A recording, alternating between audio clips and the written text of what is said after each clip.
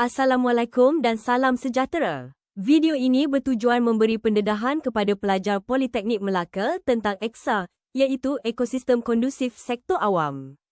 EXA bukan sekadar program, tetapi budaya yang membentuk persekitaran pembelajaran yang bersih, selamat dan kondusif. EXA ialah inisiatif penambahbaikan persekitaran kerja dan pembelajaran sektor awam. Ia menekankan kebersihan, kekemasan, keselamatan, keselesaan dan imej korporat. Di Politeknik Melaka, EXA menggantikan amalan QE 5S supaya suasana pembelajaran menjadi lebih sistematik dan teratur. Konsep asas EXA bermula daripada amalan 5S, sisir, susun, sapu, seragam dan sentiasa amal. Ringkasnya, buang yang tidak perlu, susun dengan kemas, jaga kebersihan dan amalkan secara berterusan.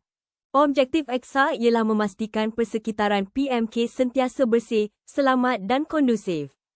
Kepada pelajar, EXA membentuk disiplin, sikap bertanggungjawab, kesedaran kelestarian dan pendedahan kepada budaya kerja profesional seperti di industri. Kenapa EXA penting kepada pelajar? Kita menghabiskan hampir 5 hari seminggu di Politeknik Melaka. PMK ialah rumah kedua kita. Persekitaran yang bersih dan teratur membantu pelajar lebih fokus, selesa dan bersemangat untuk belajar. Persekitaran yang berselerak boleh menyebabkan stres, tidak selesa dan berisiko. Sebaliknya, ruang yang kemas dan teratur membantu pembelajaran yang lebih berkesan. Inilah matlamat EXA. Matikan switch. Matikan switch komputer, lampu dan kipas sebelum keluar kelas. Ia menjimatkan elektrik, mengurangkan risiko kebakaran dan menjaga kemudahan kampus. Laluan kecemasan. Kenali dan patuhi laluan kecemasan. Jangan halang laluan dengan beg atau kerusi kerana ia penting untuk keselamatan nyawa.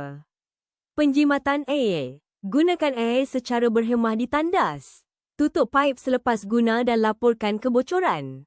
Air ialah sumber terhad, makmal dan bengkel. Susun dan pulangkan peralatan ke tempat asal mengikut label. Ini mengelakkan kemalangan dan memudahkan kelas seterusnya.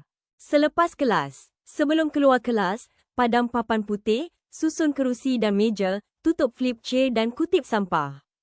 Papan kenyataan. Sentiasa rujuk maklumat rasmi di papan kenyataan untuk elak salah faham dan patuhi arahan. EXA bermula dengan pelajar sendiri.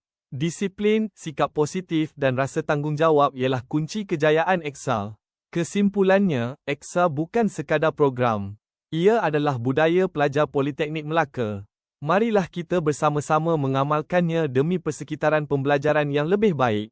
Terima kasih.